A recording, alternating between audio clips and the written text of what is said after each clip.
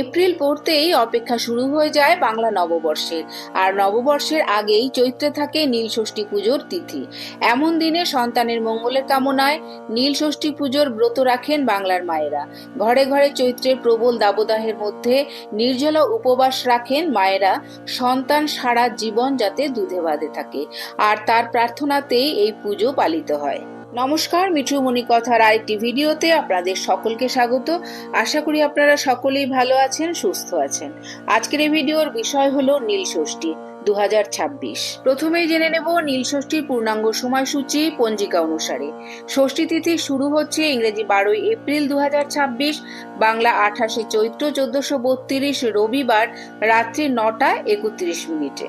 ষষ্ঠী তিথি শেষ হবে ইংরেজি 13ই এপ্রিল 2026, বাংলা 29শে চৈত্র 1432 সোমবার রাত্রি 9টা 37 মিনিট। তাই উদয়া তিথি অনুসারে নীলষষ্ঠী পালিত হবে ইংরেজি 13ই এপ্রিল 2026, বাংলা 29শে চৈত্র 1432 সোমবার।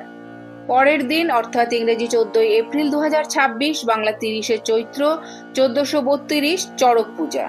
নীলের বাতি জ্বালানোর শুভ সময় থাকতে চলেছে বিকেল 5টা 2 মিনিট থেকে সন্ধ্যা 7টা 15 মিনিট। এবার জেনে নেব নীলষষ্ঠী পূজার প্রধান উপকরণ। কাঁচা দুধ, দই, ঘি, চিনি, মধু অর্থাৎ পঞ্চামৃত, গঙ্গা জল, বেলপাতা, পৈতে, আতপ চাল, নীল অপরাজিতা ফুল, ধুতুরা ফুল, ধুতুরা ফল, আকন্দ ফুল ও আকন্দ ফুলের মালা। এবারে জেনে নেব নীলষষ্ঠী পূজার বিস্তারিত নিয়ম। সন্তানবতী নারীরা সারাদিন উপবাস থাকতে পারেন, নির্জলা বা ফলাহার করতে পারেন। তারপর সন্ধ্যায় শিবের মাথায় জল ঢেলে প্রদীপ জ্বালিয়ে উপবাস ভঙ্গ করা হয় বা ফলাহার করার নিয়ম আছে। শিবলিঙ্গে জল ও পঞ্চামৃত অর্পণ করে ভক্তিভরে পূজা করতে হয়। এরপর ব্রতকথা শোনা হয়। এই দিনে কালো পোশাক পরিহার করা এবং শিব পূজা তুলসী পাতা, কেতকী বা কদম ফুল ব্যবহার করা একেবারেই উচিত না। গ্রাম বাংলায় বট বা অশ্বত্থ গাছের তলায়ও এই পূজা করার চল রয়েছে। আজকের এই ভিডিওটি আপাতত এই পর্যন্তই। যদি ভিডিওটি ভালো লেগে থাকে তাহলে অবশ্যই একটা লাইক কমেন্ট করবেন আর আমার চ্যানেলটিকে সাবস্ক্রাইব করে আমার পাশে থাকবেন। দেখা হচ্ছে অন্য কোনো ভিডিওতে, অন্য কোনো পর্বে।